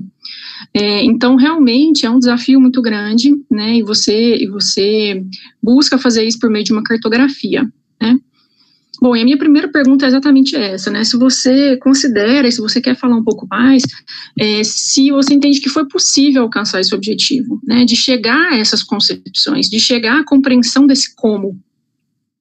Você acha que foi possível, por meio desses 8 encontros, né, pensar nesses discursos, ou no modo como eles são construídos, o porquê eles são construídos, né? E ainda, tensionar, a partir desses saberes dessas professoras, essas concepções, né? Que é pensar nessas novas possibilidades de infância que você coloca, né? Então, minha primeira pergunta seria essa. Bom, em relação aos conceitos e as metodologias, há no seu trabalho um crescente argumentar, né, sobre o controle das infâncias, que, né, evidencia a apropriação das leituras da sua parte, por meio do que você, né, vai trabalhar enquanto dispositivo pedagógico, e como a produção da docilização dessas infâncias, da normalização, se dá também por meio das práticas escolares enquanto instituição social, né, que vai normatizar. Então, isso fica bastante evidente para nós, né, que lemos o seu trabalho. E aí, uma das reflexões que eu vou fazer mais adiante, já começo aqui, é pensando sobre a hierarquização e a racialização dessa infância, né, por meio também das práticas escolares, né. Eu acho que para o PPGR, e aqui como professora do PPGR, né, do campo das políticas públicas, é um tema que eu acredito seja muito caro para nós, né, dentro do programa. Bom, é central para a sua pesquisa, e sobretudo para a sua pesquisa de campo, né, as falas das professoras. Então, mais uma vez, né, você refletir sobre a incorporação, né, dessas demais falas no seu trabalho, para que esse empenho de construção colaborativa que você coloca não só na construção da sua pesquisa, mas também do seu produto educacional, né, que eu vou falar um pouquinho mais à frente, seria interessante você trazer mais ênfase nessa construção colaborativa, que você chama de coautoria, né, do produto educacional, que materializa a coautoria. Então, seria interessante você evidenciar isso, até mesmo para a gente entender como que se materializou essa coautoria, como bem colocou o professor Neilton, né, às vezes fica um pouco vago essa ideia que você coloca de trazer no texto que o produto foi construído em coautoria, mas como se deu isso, né, como foi o passo a passo, enfim, seria interessante trazer mais luz para isso, tá? Inclusive, Teca, a ideia da roda, né, que é fantástica no seu produto, porque não só como nome, mas como método também, né, eu acho que perpassa também o seu campo teórico-metodológico, né, e não ficou tão evidente o porquê se escolher esse nome para o produto, né, que é central no seu produto, a ideia da roda, né, não só pela cantiga, mas eu acredito por uma proposta metodológica de construção também do conhecimento, das práticas e das narrativas que se dá de maneira circular, que se dá de maneira dinâmica, né. Então, seria interessante dizer para o leitor por que você escolheu, né, isso, para que fique mais claro essa materialização da coautoria. Bom, muito interessante, né, você mobilizar conceitos, como já foi dito também, sobre a infância, a educação infantil, numa perspectiva de enxergar a criança como potência criativa, que é o que você sempre, né, vem reafirmando no seu trabalho, para o hoje. E é isso, para o momento que a gente está vivendo, é extremamente relevante, né, e necessário, uma vez que a gente não consegue nem mesmo projetar coisas para médio prazo mais, né. Então, pensar a criança como potência criativa para o hoje, e não forjada, e não pensada como o que está por vir, como o adulto, né, que é o que você diz, né, criticamente, que hoje as receitas, as práticas estão focadas no vir a ser, estão focadas no adulto que virá, e não na criança que é e que pode ser hoje, é maravilhoso, né, e é muito pertinente para esse momento que a gente está vivendo. Então, as críticas que você faz ao modelo adultocêntrico, né, elas também são uma crítica para essa visão de infância como algo que ainda virá, né, como o adulto que virá, o cidadão que virá, mas e o cidadão que é hoje, né, e o ser que é hoje e que tem essa potência criativa que deve ser exercida hoje por meio das suas N possibilidades, né, e é claro que as relações de força e de poder vão minando, né, essas possibilidades imediatas, como você coloca. Muito interessante você trazer os aspectos históricos, tá? Apenas um ponto que a gente conversou, lembro, na qualificação, a função social da creche no Brasil, as questões relativas ao avanço do capitalismo e como a crescente escolarização é um reflexo desse momento histórico, né? E desse momento que a gente está vivendo também, né? Então fica muito evidente para nós essa relação entre criança, modernidade, disciplinamento e institucionalização pelo Estado como produto, né, dessas relações de poder. Nesse sentido, você, né, vai falar então sobre a infância descolonizada, por volta ali da página 38, que seria aquela infância não tutelada, né, não controlada, não disciplinada, né, ao passo em que o avanço das políticas públicas vem significar também uma forma de governá-las, né, e aí a gente vai ter uma criança essencializada, universalizada, com padrões que são basicamente padrões colonizadores brancos. Você vai falar em heteronormativos, eu acrescentaria padrões cis, né, heteronormativos, está aí a ideologia, né, de gênero para provar que a cisnormatividade, ela também é um padrão colonizador, então eu colocaria o cis ao lado do heteronormativo e cristãos, né. Então, a partir desse reconhecimento, né, eu faria uma segunda pergunta para você, Teca. Quais seriam, né, na sua visão, e a partir da pesquisa que você construiu, as possibilidades reais, né, a partir da sua experiência como educadora e agora como pesquisadora, de reinventar essa infância e de promover, né, na educação infantil essas resistências, né? Reconhecer o colonizador, reconhecer o fascista que há em nós, né, é suficiente para a gente repensar as nossas construções, né, práticas, mas como a gente poderia repensar isso por dentro, né, da própria instituição escolar? Né, então, essa é uma pergunta também problematizadora a partir da sua pesquisa que me veio, tá? Em relação à questão étnico-racial, né, e aí, que é muito cara para nós, dentro do PPGR, é central nos debates, né, você vai afirmar no capítulo 3 e no capítulo 5, você faz incursões nesse tema, né, que em relação à identificação racial, foi observado que a maioria das famílias não declara, né, a raça, cor, etnia, ou opta por não declarar. Mas aí, eu me perguntei, né, qual seria a política de informação e de cadastramento por parte da rede, né, no caso da rede de Porto Seguro, em relação a esse campo, né? Há, claro, né, a opção da família em não declarar, mas há muito mais a não política de cadastramento por parte das redes, né, de ensino em relação a esse campo, né? Porque é essa política de cadastramento de informação que poderá, né, sistematizar informações e trazer essas declarações também. Então, uma pergunta, você teria informações sobre qual seria essa política de informação e cadastramento por parte da rede em relação a esse campo, né, raça, cor e etnia, que permitiria a gente ter esses dados? Nesse sentido, né, me parece que seria bastante pertinente também uma maior ênfase na perspectiva antirracista, né? Então, hoje muito tem se discutido que a dificuldade de se estabelecer essas relações étnico-raciais e que por isso a gente precisaria adotar de saída uma perspectiva antirracista, né, de ensino. E também, por que não, começando desde a educação infantil, claro, né, que seria um componente fundamental, no meu entendimento, para enfrentar esses currículos coloniais que a gente tem e essas práticas e narrativas que são produzidas a partir dessas relações, né. Então, ainda que você reconheça, Teca, nas considerações finais, né, a necessidade, a possibilidade de continuar esses estudos, que seria maravilhoso, né, você continuar esses estudos, eu penso que seria importante trazer alguns referenciais também, né, em relação a essa questão étnico-racial que ficou muito forte, como você coloca na fala, né, de professoras parceiras da sua pesquisa.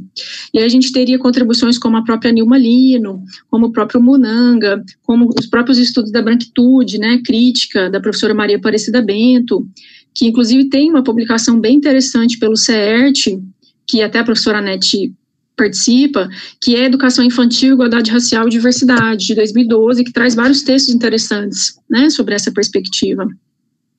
E tem aquela dissertação bastante conhecida, né, no campo da educação infantil, da Eliane Cavaleiro, né, que é do silêncio do lar ao silêncio escolar, racismo e discriminação na educação infantil.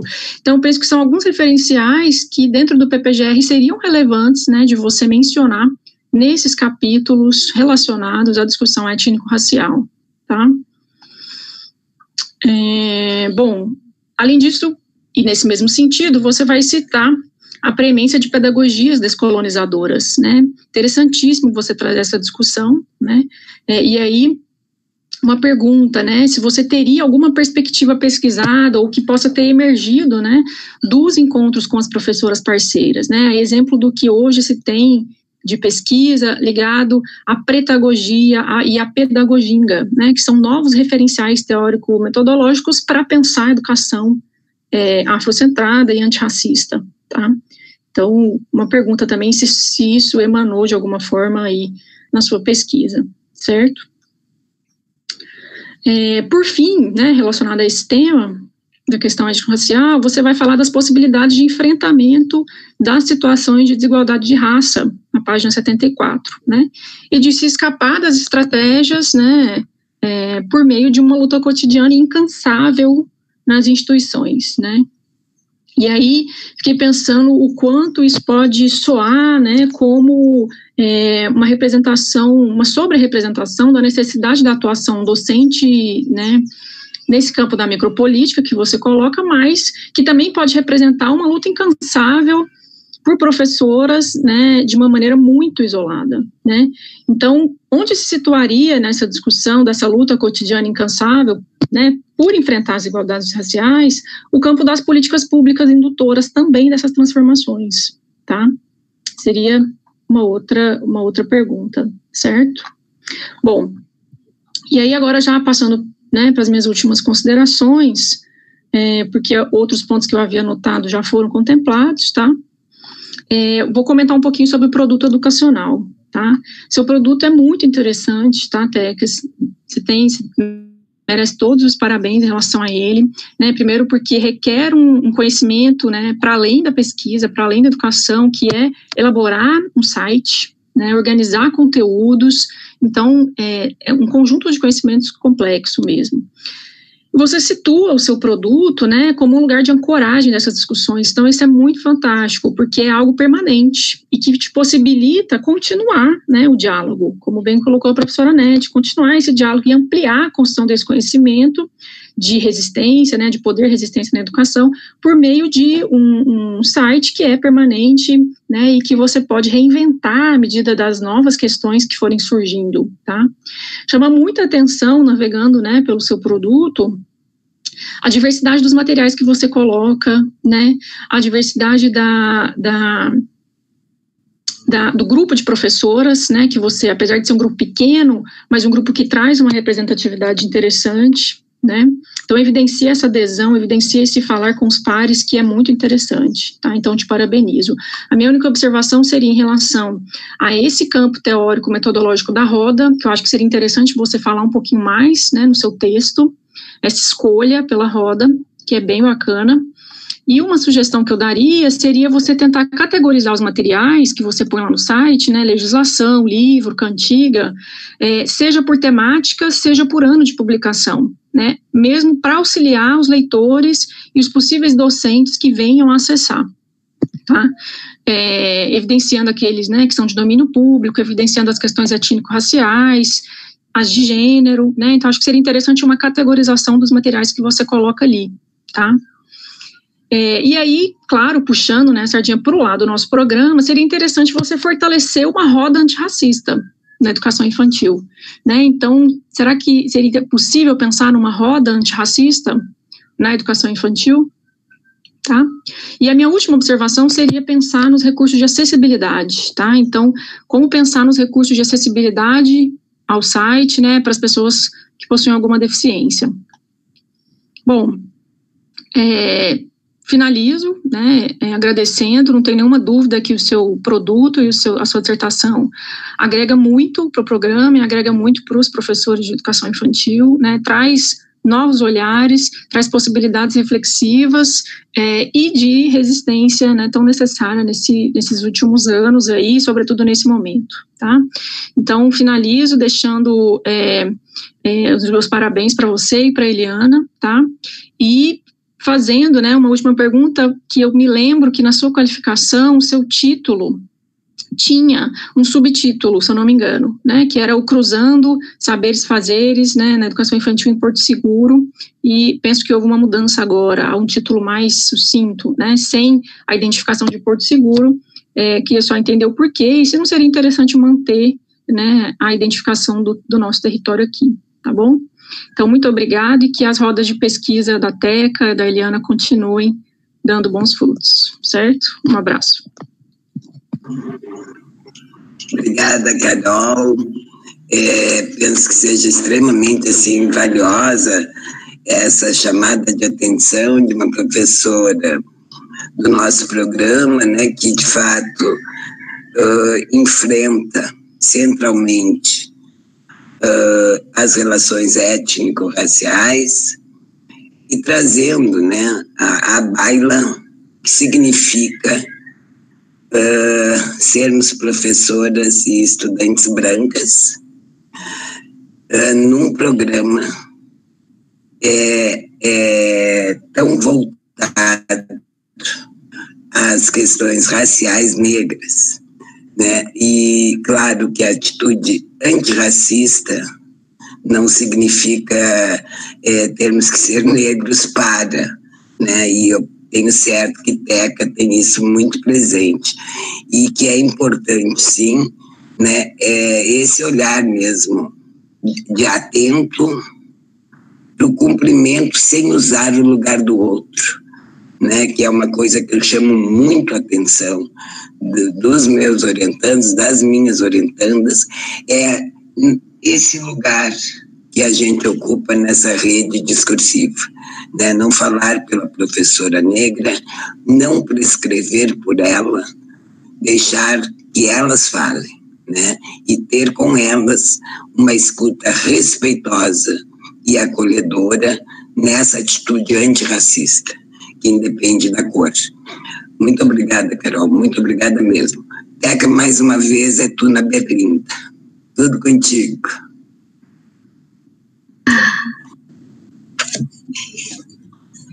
Estão me ouvindo?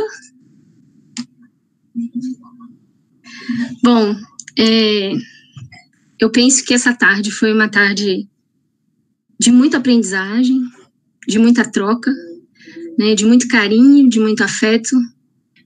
Eu estou muito feliz mesmo com essa pesquisa, com as contribuições de todos os professores.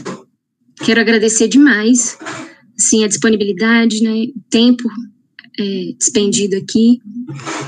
E eu vou começar comentando algumas questões em relação ao que a professora Nete coloca. Professora, eu me emocionei muito com a sua fala. Parece que, mais uma vez, não só nos seus escritos, mas na sua verbalização, você consegue nos tocar, né? E nos chamar para a luta, para a batalha. Em relação ao que você coloca da autoestima, que foi um dos encontros, foi uma sugestão do grupo, de uma das professoras do grupo. Foi bem difícil para pensar essa questão, a gente teve que pensar em trazer vídeos outros, que fora, né, dessa questão da educação, mas a gente problematizou isso porque os discursos em relação à autoestima, a gente percebeu que estão, sim, construídos nessas relações de poder e saber. E foi um desafio, assim, né, pensar como é que se dá essa construção da autoestima e essa produção de subjetividades, né. Eu quero agradecer as suas contribuições, eu vou rever essas questões que você coloca, né, dos números. Tem um momento no rodapé que eu falo que os números, eles, em alguns momentos, eles divergem, e também em relação ao capítulo, né, e o que eu pretendo, eu fico muito feliz de falar isso, eu não pretendo prescrever nada, eu só quero poder continuar me juntando com esse coletivo que a gente construiu para pensar a educação infantil, as infâncias, a continuidade dos encontros, a gente pensou para depois da defesa, né, de construir agora seria presencial, mas construir pós-defesa uma plataforma virtual para que a gente possa continuar estudando os textos, possa continuar problematizando, possa continuar trazendo as nossas inquietações, as nossas limitações, e possa continuar produzindo acontecimentos, né? É isso, assim. Outros possíveis. Quero agradecer demais, estou muito feliz mesmo, e espero que a gente possa continuar dialogando, quer seja assim, né, em plataformas, pelo menos até que essa situação que a gente está vivendo se torne diferente, né, que a gente possa se encontrar mesmo presencialmente, ou eu vou continuar acompanhando seus escritos, os seus textos, que para mim significaram demais. Agora eu vou comentar um pouquinho sobre a questão do Neilton, né, meu amigo aí, parceiro de luta.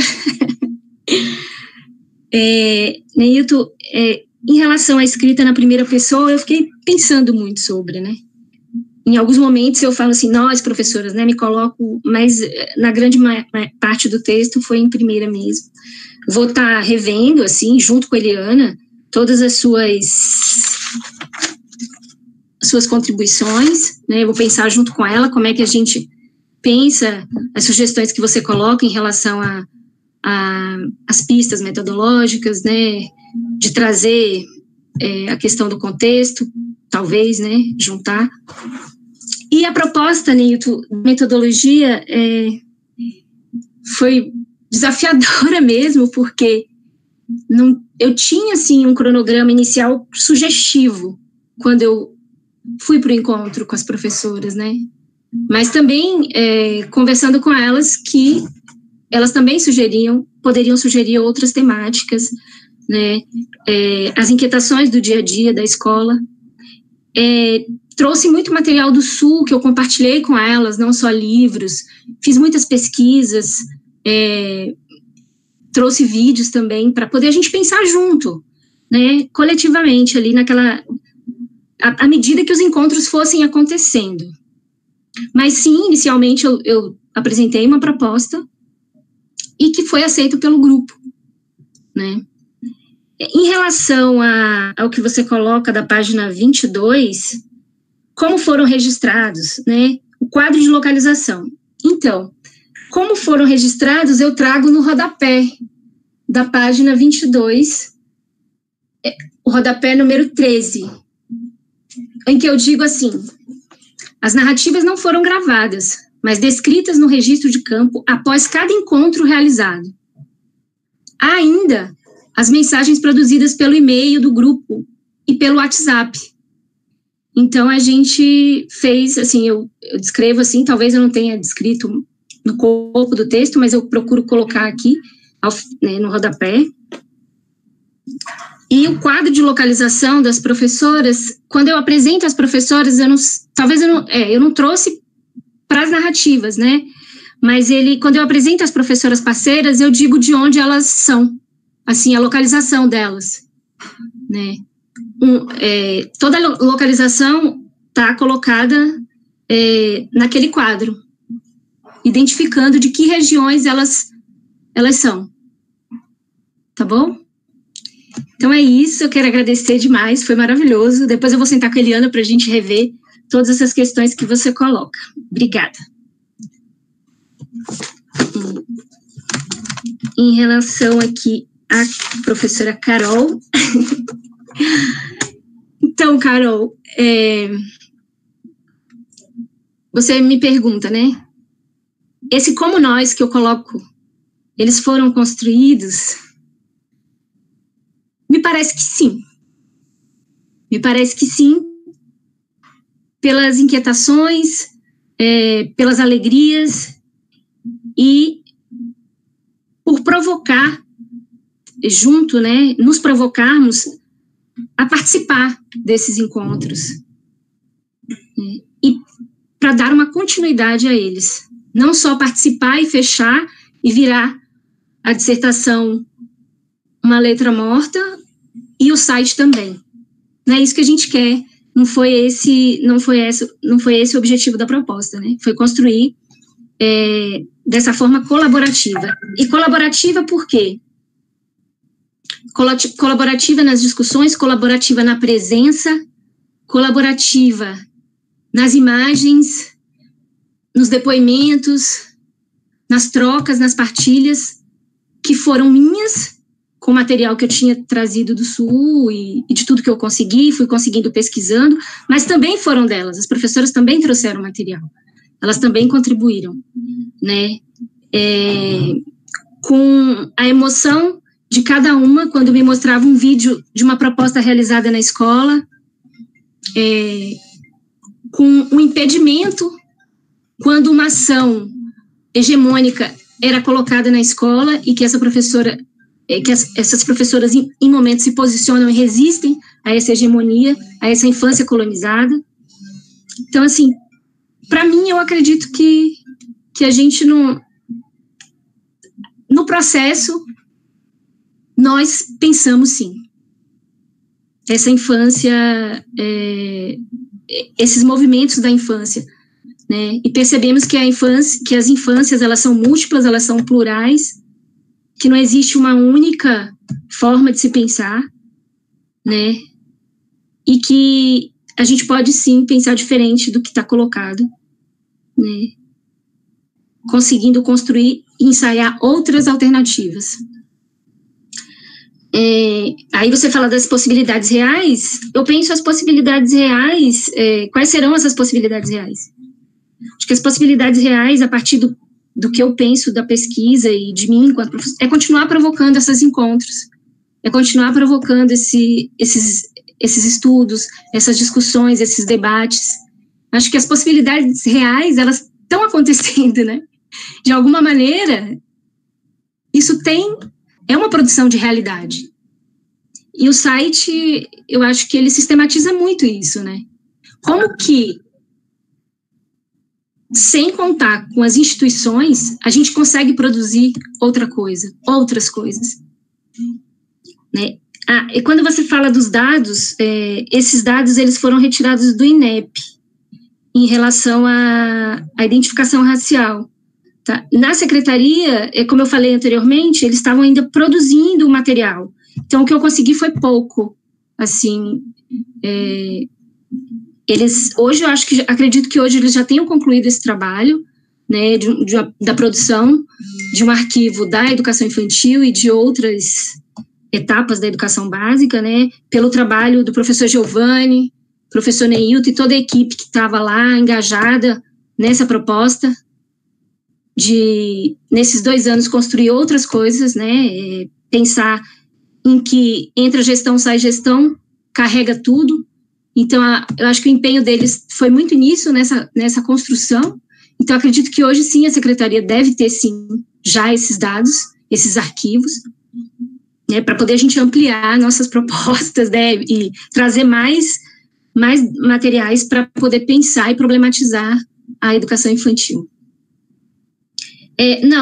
Pedagogias descolonizadoras, eu cito através de um trabalho do professor Flávio Santiago, da Unicamp, em que eu pego uma pesquisa dele como referência, mas eu não me aproximei, né, desses estudos. E das questões raciais que você coloca, né, dos pesquisadores, essas temáticas, elas surgiram como fios para que a gente começasse a problematizar isso na educação infantil. Então, é um trabalho bem pequenininho ainda, ele é bem inicial, acredito que a gente precisa, sim, se apropriar, né, desses estudos, dessas pesquisas. Conheço o trabalho da Cavaleiro, li esse texto dela e de algumas outras, assim, e é isso, assim. E o produto, eu vou pensar nessa questão que você coloca da roda, eu acho que eu falo um pouquinho da justificativa do nome relacionada à cantiga de roda, né, porque quando a gente estava, eu e a professora Helena, pensando, e aí, como é que a gente vai fazer isso? E daí surgiu essa ideia, né, das cantigas de roda, e de como as cantigas de roda, elas são ressignificadas, né, e fazem parte do saber popular, e como isso na infância é muito presente. Então, foi a partir disso, assim, mas não construir essa questão, né, da teoria, da metodologia em relação a pensar esse movimento. Mas foi mais pensando também, além das cantigas, nos encontros que a gente fazia, né? Sempre em círculo, aquela coisa juntas e tal. Então foi isso, assim. Eu quero agradecer demais todos os... A Carol chamou a atenção para uma coisa que eu achei fantástica. Quando você fala quais são os recursos de acessibilidade, realmente isso a gente não pensou no movimento da construção do site, mas eu esperava, assim, apresentar o produto para a banca. Eu até comecei a publicar antes o site, mas depois eu dei uma segurada, porque eu falei, não, a banca vai fazer algumas considerações e eu vou esperar para poder estar enriquecendo não só o texto da dissertação, mas também estar enriquecendo o site. Eu achei uma super linda essa coisa de pensar, né, de que forma a gente também, se a gente está falando de afirmação de diferenças, tem que ter sim, né, o recurso de acessibilidade para todos que quiserem acessar. E em relação ao nome, realmente, assim, a gente tinha um primeiro momento que ficou até ficando o município, e depois isso mudou, né? Eu não me atentei, mas eu posso estar vendo com a professora Eliana para poder a gente identificar o município. O texto ele já faz isso, mas não sei, eu vou ver com ela depois das contribuições todas que vocês fizeram para a gente qualificar melhor o trabalho. Eu quero agradecer mesmo, assim, de coração, estou muito feliz, foi uma tarde muito feliz, agradecer todo mundo que torceu por mim, que está torcendo, a professora Eliana, que é maravilhosa, Neilton, Carol, professora Nete, uma honra, sim, minha referência, eu tenho certeza que para até aposentar, e mesmo depois de aposentar, para pensar a educação infantil. E agora, sim, eu não sei se a professora Eliana ainda tem... né? Sim, quero agradecer a minha comadre, Rose de Caraíva, que me deu essa blusa mesmo em tempos pandêmicos, mandou um mototáxi entregar aqui para eu poder estar vestindo ela hoje para a defesa. A todas as minhas amigas e amigos, assim, que estão aí torcendo o tempo todo. Eu queria só finalizar, não sei se a professora Eliana ainda vai com certeza vai acrescentar algumas questões, mas eu queria ler um cordel de uma das professoras parceiras durante os encontros. Ela compartilhou conosco, foi bem emocionante, me emocionou muito, emocionou o grupo, e eu queria poder ler no final para vocês, assim, se puder, claro. Vai lá, Gaga. Então, deixa eu só abrir aqui. Tá me ouvindo? Tá todo mundo me ouvindo? Sim, todo mundo escuta. Tá. Então, como ela compartilhou conosco, né, eu quero também compartilhar com vocês. Uma das nossas professoras, ela é cordelista, e ela escreveu um cordel sobre Trancoso. Trancoso, lugar melhor não tem. É a professora Suzy Soares de Matos. Tá? E daí, ela diz assim: Trancoso, que antes chamada São João Batista, aldeia que ninguém ouvia falar, foi descoberta por hippies em 1970, onde deslumbrados resolveram ficar. Hoje são grandes empresários que ricos ficaram com a beleza do lugar. Terra de gente simples, onde espaço para todos tem. Os nativos sempre receptivos, e os birimbandos são gente de bem. Juntos vivem nessa terra linda, onde uns vão e outros vêm. Lindo paraíso tropical, que todos tendem a desejar. Vem gente do Brasil inteiro, e até do exterior vem turista visitar. O ano todo tem visitantes, uns pela CVC e outros particular. Tem dias de muito movimento, onde a cidade fica agitada, uma mistura de turista e morador, uns trabalhando demais e outros de férias sem fazer nada. Depois vem o paradeiro, que chamamos de baixa temporada. Tem as festas de São Sebastião.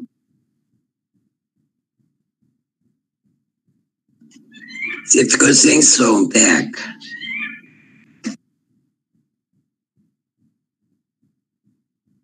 Continua sem som. Ah, tá. Vamos lá. E agora, estão ouvindo, gente? Sim, agora sim. Sim? Tá. Tem as festas de São Sebastião e São Brás, santos com muitos devotos de coração. Um celebra em janeiro, dia 20, e o outro, do dia 3 de fevereiro, não passa não. Festa de muita fartura e alegria, que dura 2 dias de muita cantoria e forrozão. Não podendo esquecer de outro santo importante. Tem o São João, padroeiro da cidade, que comemora em junho, com quermesse e forró de verdade, encerrando com a tradição, almoço, bebida e muita felicidade. Lembrando bem, tem o divino, tradição da família de São João, nativo de 94 anos, que celebra esta data com muita precisão. Hoje os filhos tomam a frente, para esta devoção não acabar não. Antigamente tinham loucos, casa de festas que todo nativo ia. Tocava shot, forró, reggae e MPB. E festa acontecia todo dia. Bons tempos que não voltam mais, como minha avó já dizia. Nossa maior riqueza são as belezas naturais. Praia dos nativos e coqueiros, beleza tem. Cada uma com seu charme. Uma com um rio que só faz bem. A outra, com todos os seus coqueiros, ainda tem corais para mostrar também. A praia do Rio da Barra, hoje muito procurada de tanta beleza, tranquila, quase deserta, tem muitas falésias, coisas da natureza. É um passeio garantido de bom, pois quem vai se apaixona por tanta boniteza. Não esquecendo praia de Itaquena, praia que até caju tem. Muitos vão lá para acampar, e outros para namorar também. A beleza é incomparável, e cada dia vai mais além. O quadrado centro histórico, onde tudo começou, lugar mágico e divino, que até Beyoncé já cantou, onde Elba Ramalho vive a passear, e costuma até fazer show. Não cabe neste cordel tudo o que eu tenho para falar. Nossa terra tem muitas qualidades e belezas, que uma vida toda não dá para visitar. Pois em cada canto, cada história, só de pensar já dá para emocionar.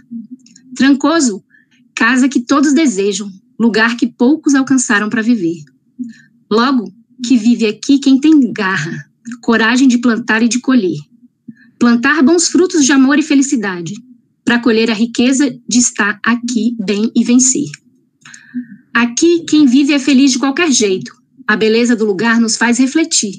Refletir sobre a vida e morte, de ficar ou de ir, pois a maior parte deseja ficar, para em Trancoso poder progredir. Encerrando o cordel, deixo aqui o meu recado de paixão. Trancoso é único, e melhor lugar não existe não. Agradeço a Deus por nele morar e viver no mesmo até parar meu coração. Professora Suzy Matos, nossa cordelista, e hashtag Fora Bolsonaro. É isso, gente. Brigadão. Bom, enquanto eu peço gentilmente que os colegas da banca se manifestem no grupo de WhatsApp, feito somente para esse fim, prometo que a gente destrói tão logo acabe, não é? Eu quero te dizer, Teca, aquilo que a gente conversa no nosso grupo e que o nosso espaço digital já está uma festa pura. Quando tu saíres daí, eu não consegui acompanhar de tantas manifestações carinhosas e calorosas e festivas que o grupo fez. Eu quero te dizer que foi um enorme prazer.